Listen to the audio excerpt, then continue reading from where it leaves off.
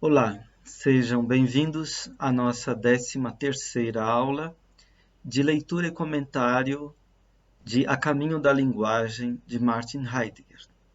Nós estamos comentando o primeiro texto, que se intitula A Linguagem. A proposição que nos guia é aquela que Heidegger traz como o fio condutor de sua exposição, de seu discurso. Essa proposição é: a linguagem fala. Nós fomos convidados pelo autor a escutar a fala da linguagem. Para exercer essa escuta, ele nos trouxe um poema, o poema Uma Tarde de Inverno, de Georg Trakl. Nós já lemos o comentário que Heidegger tece em torno da primeira estrofe deste poema. A primeira estrofe diz: na janela a neve cai, prolongado soa o sino da tarde, para muitos a mesa está posta e a casa bem servida. Na interpretação deste poema, Heidegger pergunta o que o poema nomeia e o que é, melhor dizendo, o nomear desta linguagem poética. O nomear, nós vimos, não é guarnecer as coisas com palavras da língua, com títulos, com etiquetas, com classificações. Nomes não são nada disso. O que é, então, nomear? Nomear, nós vimos, é algo como evocar, isto é, chamar da distância para a proximidade, da ausência para a presença. Heidegger usa o verbo rufen, que quer dizer tanto clamar quanto chamar, no sentido de evocar. Evocação que se torna também uma espécie de convocação e de provocação. Essa dinâmica do nomear, evocação, convocação, provocação, ela se dá na oscilação entre a distância e a proximidade, nesta copertença entre presença e ausência. E na última aula nós vimos ele acenar para uma presença que está contida, retida na ausência. Até aí nós caminhamos com o texto de Heidegger. Nós vamos retomar agora o texto na página 16, onde Heidegger diz o seguinte: que convocação é feita na primeira estrofe? A primeira estrofe convoca coisas, as chama para vir. Vir para onde? Não para vigorarem como coisas simplesmente existentes. A mesa, nomeada no poema, não vem e passa a existir juntamente com os assentos ocupados por vocês. O lugar de chegada convocado na evocação é uma vigência que se abriga na ausência. Nessa chegada, a evocação nomeadora chama as coisas para que elas venham até nós. Chamar é convidar. A evocação convida as coisas, de maneira que estas possam, como coisas, concernir aos homens. O cair da neve traz os homens para debaixo do céu que escurece na noite. O soar do sino da tarde traz os homens enquanto mortais para diante do divino. Casa e mesa ligam os mortais à terra. As coisas aqui nomeadas, ou seja, evocadas, recolhem junto a si céu e terra, os mortais e os divinos. Os quatro são a unidade originária de ser em relação ao outro. As coisas deixam a quadratura dos quatro nelas perdurar. Esse deixar perdurarem reunindo é o que faz das coisas coisa. Mundo é o nome que damos à quadratura de céu e terra, mortais e divinos, que perdura com unidade no fazer-se coisa das coisas. No nomear, as coisas nomeadas são evocadas em seu fazer-se coisa.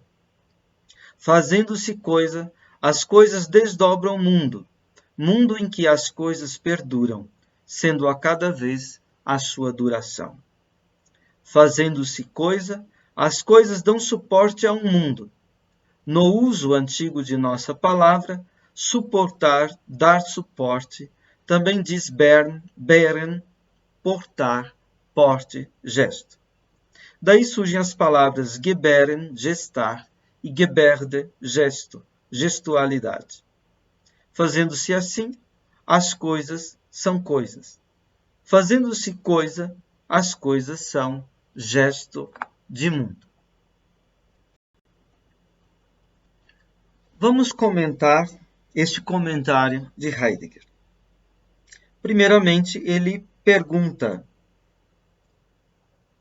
o que a primeira estrofe chama? O que ela evoca, convoca, provoca para nós? Ele responde: ela chama coisas. Ela chama as coisas para virem. Aqui Heidegger usa dois verbos para que estamos traduzindo agora por chama. Chamar. Rufen, como eu disse, em latim, rufen é clamare, vocare. Isto é, clamar, chamar. E usa também o verbo heißen, que quer dizer vocare, chamar. Também iubere, mandar, comandar. E vocare, nominare, na forma passiva. Ser chamado, ser nomeado. Então, a primeira estrofe chama coisas. Chama coisas quer dizer ela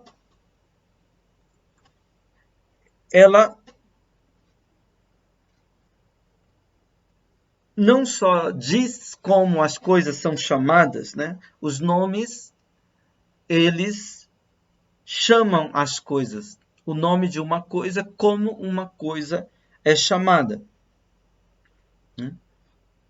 Chamar uma coisa com um determinado nome quer dizer aqui convidar a coisa, quer dizer chamá-la para a proximidade, chamá-la para um vir, para um advir, um sobrevir. Chama para onde? Pergunta Heidegger. Vir para onde? Não para vigorarem como coisas simplesmente existentes. Quer dizer, O chamar da linguagem, chamar coisas, não é fazer as coisas estarem presentes como coisas que estão aí ante a nossa mão, entre outras coisas. Como tenho diante de mim um computador, um celular, um comando de ar-condicionado, um relógio, um copo, e assim por diante.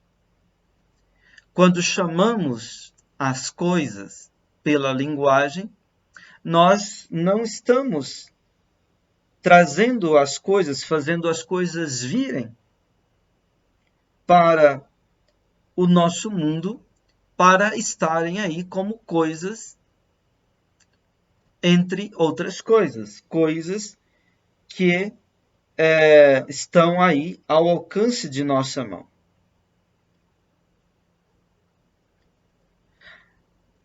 Diz ela, a mesa nomeada no poema não vem e passa a existir juntamente com os assentos ocupados por vocês. Heidegger está fazendo uma conferência, as pessoas estão escutando. Ele diz, quando se nomeia a mesa não vem. Quando lemos o poema aqui e a linguagem nomeia a mesa, quando lemos para muitos a mesa está posta e a casa bem servida, a mesa não vai estar aqui diante de nós, aqui nesta sala, diz ele. Juntamente, vindo a estar presente juntamente com os assentos que cada um ocupa. O lugar de chegada convocado na evocação é uma vigência que se abriga na ausência. Então, a linguagem chama as coisas para virem. Virem para onde? Para que lugar? Heidegger diz, para o lugar de chegada é uma vigência que se abriga na ausência. Em alemão, ein ins Abwesen geborgenes Anwesen. É uma presença, um perdurar, um viger e uma vigência que está encoberta e abrigada, albergada na ausência. Repito, uma presença que se abriga e se alberga na ausência. As coisas que eu tenho diante de mim são presentes e essa presença, ela está patente, ela está aí descoberta, está a nu, digamos assim, está aí no espaço do mundo que nos circunda, né? Mas no poema, as coisas têm um ser, isto é, uma presença, que se abriga, se alberga, isto é, de alguma maneira se encobre, se vela na ausência. Então é uma presença diferente, a presença das coisas nomeadas, chamadas no poema.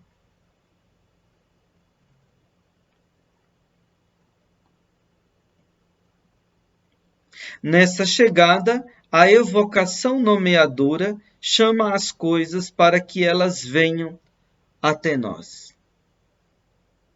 Heidegger usa a palavra chegada, Ankunft. Ankommen significa vir para junto de. Ankunft é esta chegada, o advento. Nós poderíamos traduzir, em vez de chegada, advento.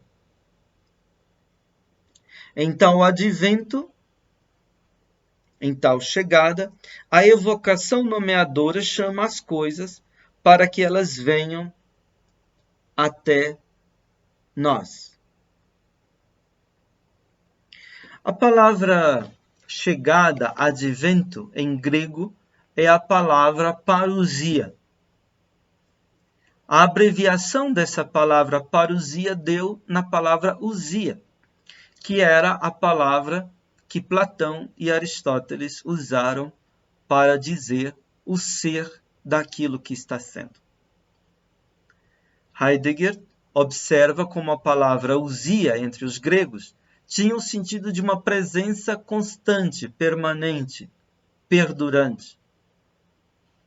Essa palavra ousia, ela foi traduzida para o latim como substância e também como essência.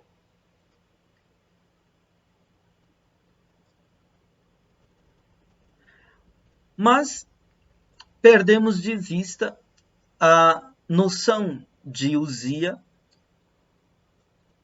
como parousia, isto é, como advento, chegada. Então, é como que a linguagem no poema, ela chama as coisas para uma chegada, para um advento, digamos, para uma parousia. Mas é uma parousia diversa, diferente, no sentido de ser uma presença que se alberga, que se abriga, se encobre na ausência. Na ausência.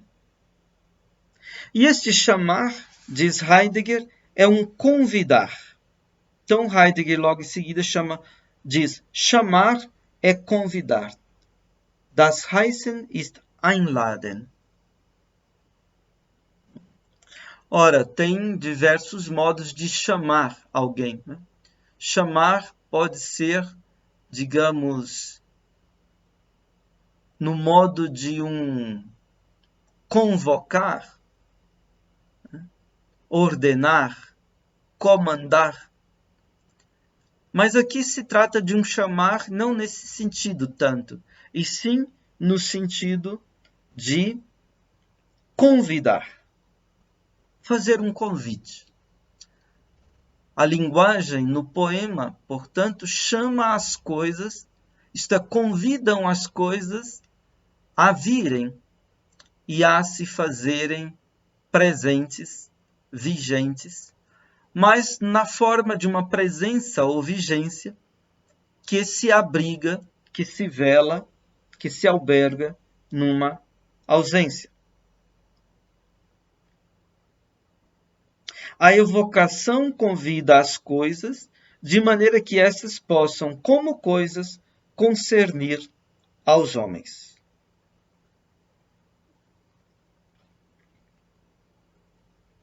Então, coisas, enquanto coisas, concernem aos homens.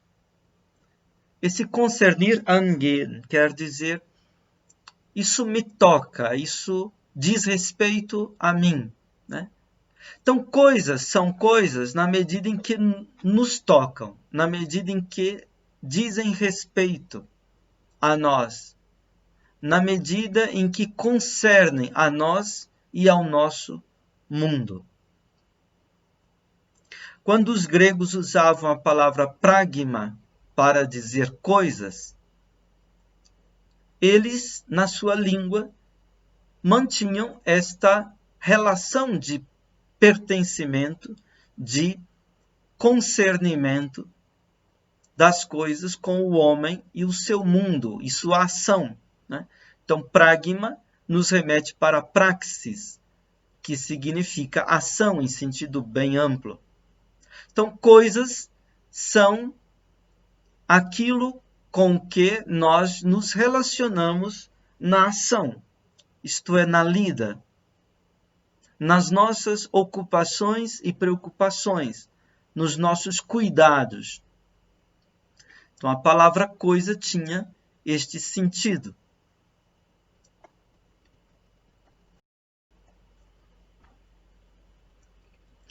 O que é coisa?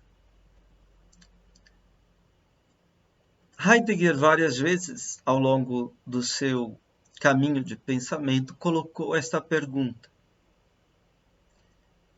Por exemplo, em A Origem da Obra de Arte, também num curso ministrado sobre Kant, a pergunta pela coisa, traduzido em português como o que é uma coisa. Temos também uma conferência em Ensaios e Conferências que se intitula simplesmente A Coisa. Esta conferência é da mesma época desta outra conferência que estamos lendo a respeito da linguagem. Nesta conferência, A Coisa, Heidegger lembra que as palavras antigas do alemão, como também do latim, para coisa, elas sempre traziam a significação implícita de algo que concerne ao homem. Coisa é aquilo que está em causa. Coisa é aquilo que toca ao homem como uma questão, como uma tarefa. Coisa é aquilo que de alguma maneira concerne ao homem. Então, neste sentido, não faria senso falar de coisa em si, porque coisa é sempre coisa para nós, coisa no nosso mundo, para o nosso relacionamento, no nosso relacionamento. Heidegger, na página 152 de Ensaios e Conferências, diz: os romanos usavam res. Eiro diz em grego falar sobre alguma coisa, tratar de alguma coisa, negociar uma coisa. Temos em grego a palavra rema, da qual já tratamos aqui em outra aula. Então, o verbo eiro, falar, dizer, e a palavra, o substantivo rema, né, que quer dizer a fala, a oração, tem aqui o sentido de falar sobre alguma coisa, tratar de alguma coisa, negociar alguma coisa. A palavra res também pertence a esta etimologia. Em latim também tem este sentido. Por exemplo, a palavra res publica, coisa pública. Para um romano, res publica não significava exatamente o Estado, a República, mas significava tudo que tocar, concernir e disser respeito publicamente a todos e a cada um dos cidadãos do povo, sendo por isso que lhe pertence o que se trata em praça pública. É nesse sentido, então, que aparece a expressão res pública. Isto é, aquilo que está em causa, aquilo que está em questão, na medida, aquilo sobre o que se fala, sobre o que se discorre abertamente, publicamente, na praça pública, aquelas coisas que dizem respeito, portanto, ao mundo da convivência compartilhado por todos. Então, isto é o primeiro significado de res pública. Heidegger diz: somente por dizer e significar o que toca, diz respeito e concerne, res pode formar as expressões latinas res adverse e res secunde. A primeira, res adverse, diz o que toca e concerne o homem de modo desfavorável e contrário, coisas adversas. Enquanto a segunda, res secunde, coisas segundas, designa o que atinge o homem de modo favorável e benfazejo. Então temos em latim a expressão res adverse e res secunde. Res adverse quer dizer coisas que vêm em contrário, desfavoráveis. E res secunde, coisas que vêm a favor, que são favoráveis, benfazejas. Os dicionários traduzem res adverse por desventura e infortúnio e res secunde por ventura e fortuna. Só que os dicionários não dizem nada do que dizem as palavras na experiência originária de pensamento. Abrindo um parêntese aqui, João Cabral de Melo Neto tem um poema que fala de palavras dicionárias. E ele compara palavras dicionárias com palavras, com as poças d'água dos rios do Nordeste que secam. Elas ficam ali, paradas, estagnadas. Mas as palavras, elas só são o que elas são na experiência originária, viva do pensamento. Ou seja, palavras em fluxo, palavras que fluem no discurso da língua. Então, João Cabral compara as palavras na experiência da linguagem e da língua com o rio que corre perenemente. Enquanto as palavras dicionárias são as palavras que são como que as poças d'água que ficaram ali paradas quando o rio desapareceu. Essa comparação de João Cabral de Melo Neto. Heidegger aqui também dizendo, os dicionários não dizem nada do que dizem as palavras na experiência originária de pensamento. Bem, os dicionários são úteis, podem e devem ser úteis na medida em que eles podem nos remeter a usos, empregos da palavra na literatura, nos modos de falar cotidianos também. Então, nós somos remetidos pelos dicionários para as experiências originárias. Segue o texto de Heidegger dizendo, por isso, neste caso, como nos demais, não é verdade que o nosso pensamento viva de etimologias. Vive antes de pensar a atitude vigorosa daquilo que as palavras, como palavras, nomeiam de forma concentrada. A etimologia, junto com os dicionários, ainda pensa pouco demais. É uma caricatura a de Heidegger como um pensador que pensa a partir de etimologias. De fato, Heidegger, no seu modo de meditar, de refletir, está sempre de novo nos remetendo à formação e à história das palavras e às origens das palavras. Só que não se trata de estacionar nas etimologias. Trata-se de buscar, através das etimologias, as experiências vivas que deram origem, que deram gênese às palavras e às suas transformações de significação. Então, não é um mero lidar com palavras como se faz quando a gente simplesmente se atém a dicionário, à etimologia, mas através do dicionário, da etimologia, tentar voltar às experiências, remontar às experiências originárias da língua viva. É o que na comparação de João Cabral, significa o rio, as palavras que fluem no rio do discurso, no curso do discurso, poderíamos dizer assim. E Heidegger continua dizendo, a palavra romana res evoca o que toca e concerne o homem.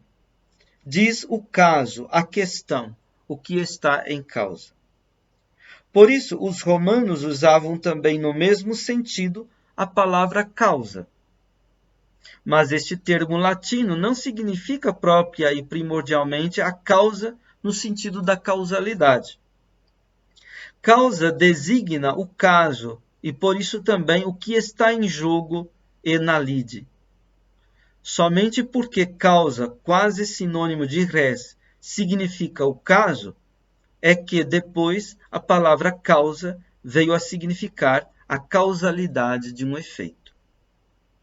Então, causa, res, em latim, coisa, significa quase como causa, isto é, aquilo que é o caso, aquilo que está em questão, aquilo que está em jogo, aquilo que está em discussão. Aquilo com o que nós nos relacionamos numa lide, num trabalho, numa ação e também numa discussão. Isso seria uma coisa. O texto continua. No sentido de reunião, a saber, de reunir para tratar de um assunto do interesse de todos, as palavras think e dink do antigo alto-alemão são as mais adequadas para traduzir convenientemente a palavra romana res, e assim o que concerne e diz respeito. Então, res em latim, think e dink em antigo alto-alemão, quer dizer coisa enquanto causa, coisa enquanto aquilo que nos concerne e que nos diz respeito. Da palavra latina que melhor corresponde a res, isto é, da palavra causa, no sentido de caso e assunto de interesse geral, derivam-se os termos neolatinos, la cosa, a coisa, o francês, la chose. Então, a nossa palavra em português, a coisa, deriva de causa.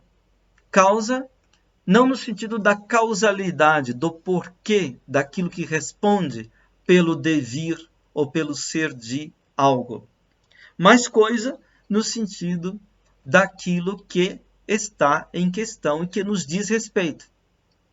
Algo como quando os italianos vão dizer la cosa nostra, a nossa coisa.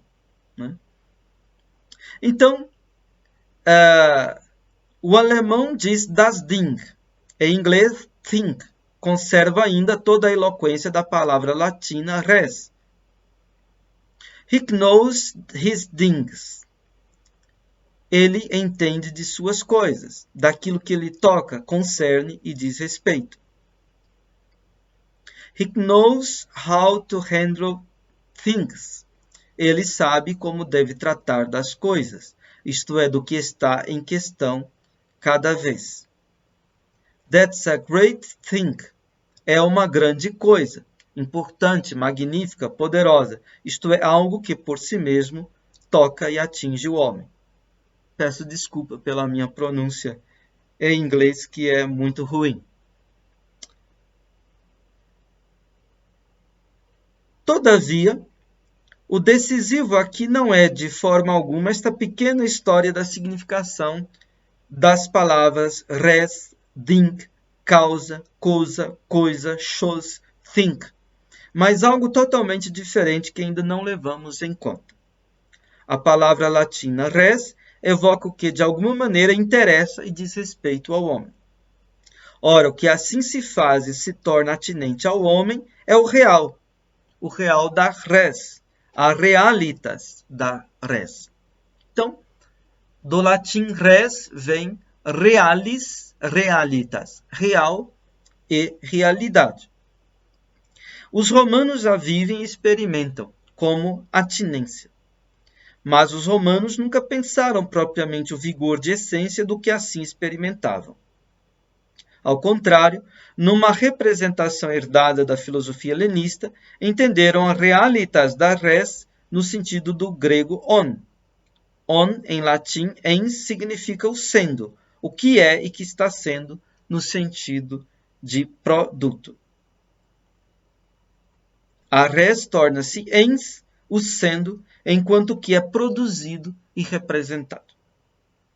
A realitas, característica da res, experimentada originariamente pelos romanos, a atinência, fica e permanece entulhada enquanto vigência do vigente. Em contrapartida, o termo res serve depois, especialmente na Idade Média, para designar todo ens qua ens, todo ente enquanto ente, isto é, tudo que de alguma maneira é e está sendo, mesmo que seja e esteja sendo apenas na mente, como ens rationis, um ente de razão. Igual sorte a da palavra res teve o termo think correspondente a res, pois think diz tudo que é de algum modo. Assim, Mestre Eckhart utilizou a palavra think tanto para Deus quanto para a alma. Deus é das höchste und oberste Ding, a coisa mais elevada e suprema. A alma é ein großes Ding, uma coisa grandiosa. Com isto, este mestre de pensamento não quer dizer que Deus e a alma sejam um rochedo de pedra, um objeto material. A palavra Ding não tem o sentido aí de um objeto material. Quando Mestre Eckhart usa a palavra Ding para a alma, para Deus. Dink é aqui um termo cuidadoso e sóbrio para designar tudo que simplesmente é. Então, a palavra coisa, tanto no latim e sua evolução semântica na filosofia medieval, quanto no alto médio alemão, essa palavra ela evolui de coisas às quais nós nos atemos e que nos dizem respeito e nos concernem para dizer tudo o que é enquanto é, tudo o que está sendo enquanto está sendo. Assim, seguindo uma palavra de Dionísio Areopagita, disse assim: Die ist der Natur, dass sie den Menschen wandelt in die Ding, die minnet. Ou seja, o amor é uma natureza que transforma o homem na coisa que ele ama. Quando diz o amor é aquela natureza, aquele surgimento, aquela realização que transforma o homem naquilo que ele, na coisa que ele ama, a palavra coisa aí tem um sentido muito amplo. E Heidegger continua dizendo: na linguagem da metafísica ocidental, a palavra coisa diz o que, de alguma maneira, é algo. Por isso também se altera a significação do termo coisa, segundo se entenda e interprete o sendo, o que é e está sendo. Kant fala da coisa do mesmo modo que Mestre Eckhart, pois entende por coisa algo que é e está sendo. Mas para Kant, o que é e está sendo é o objeto da representação que se processa na autoconsciência do eu humano. A coisa em si designa para Kant o objeto em si. O caráter de em si diz que o objeto em si é objeto, independente de qualquer relação com a representação do homem, isto é, sem o ob, a contraposição e oposição com que o objeto se põe contra, isto é, se opõe à representação. Pensando de modo rigorosamente kantiano, a coisa em si designa um objeto que não é objeto, que deve estar e ser sem nenhum ob possível, isto é, sem nenhuma oposição à representação humana que lhe vem ao e de encontro. Então, a palavra coisa dizia sempre coisa para nós, coisa que diz respeito a nós, que concerne a nós e com a qual nós nos relacionamos, porque nos toca, porque nos diz respeito. E de repente, na linguagem da metafísica, a palavra coisa veio a significar aquilo que é, aquilo que está sendo. E nesse sentido de coisa em si, um objeto que não é objeto, ou seja, objeto significa algo que está lançado diante de mim e que se contrapõe a mim na medida em que eu o represento. Mas ao dizer, então, a palavra objeto implica uma referência à consciência, à minha consciência. Mas ao falar de coisa em si, supõe-se um objeto que não tem este caráter de estar referido à consciência, de não se contrapor à consciência, de não ser e eu não poder ser representado pela consciência. O termo coisa, utilizado na filosofia, teve sua significação ampla muito desgastada. Mas nem esta significação geral e nem o antigo significado em alemão da palavra think nos ajudam, por pouco que sejam, neste impasse de fazer a experiência de pensar de modo penetrante a vigência ontológica do que agora dizemos do modo de ser da jarra. É que Heidegger toma como exemplo de coisa uma jarra, uma moringa, né? E a partir de uma descrição fenomenológica da moringa, da jarra, Heidegger vai tentando captar o que é este modo de ser da coisa, a coisidade da coisa. Ora, o modo de ser da coisa não é nenhuma coisa. O modo de ser da coisa será o de reunir, recolher céu e terra, mortais e divinos, de reunir, recolher e desdobrar o mundo. E o comentário de Heidegger, voltando a caminho da linguagem, o comentário de Heidegger vai nessa direção, ou seja, de considerar coisa como a reunião da quadratura, do quarteto de céu e terra, mortais e divinos, o desdobramento do mundo, que é a quadratura. Então, o nomear, voltando de onde partimos, né? O nomear convida as coisas para que elas possam, como coisas, concernir aos homens, dizer respeito aos homens, tocar de alguma maneira aos homens como aquilo que está em causa a cada vez.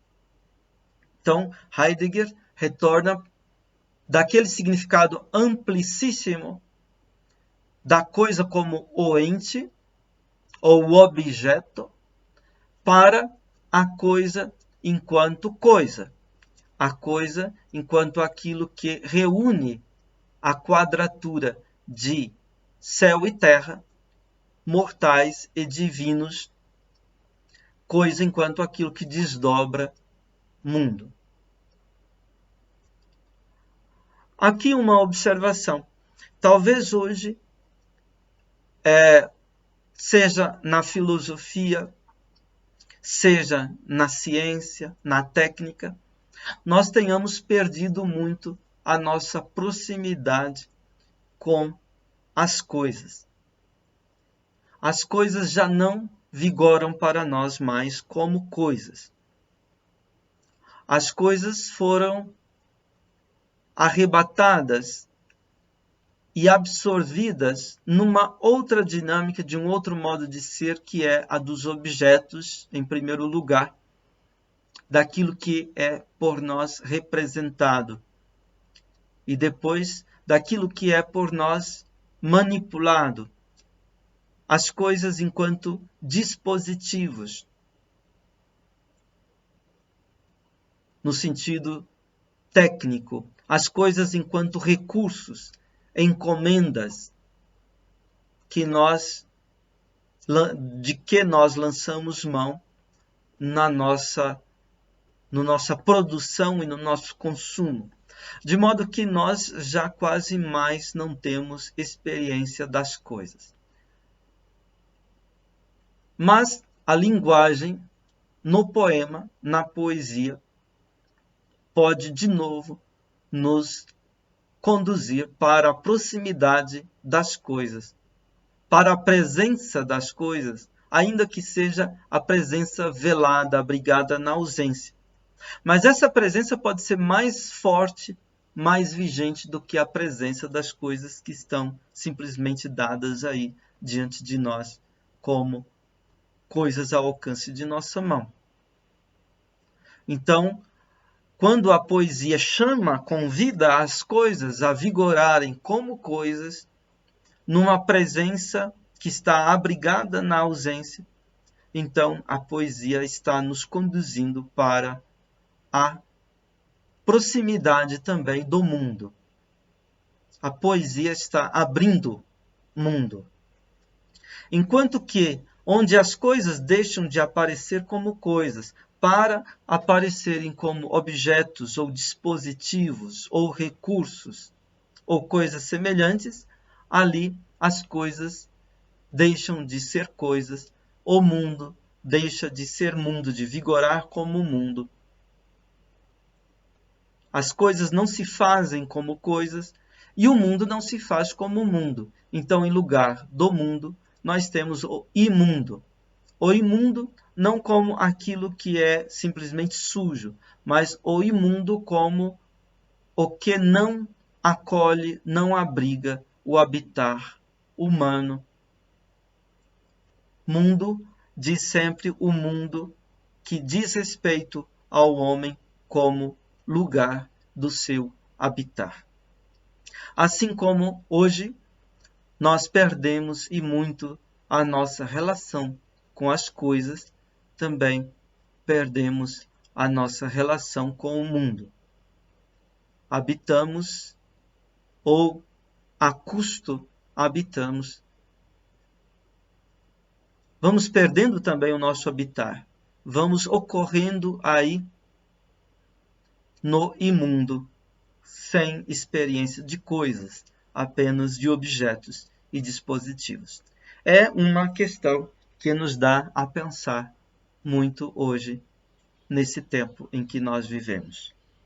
Muito obrigado pela sua atenção e pela sua paciência, e até a próxima oportunidade.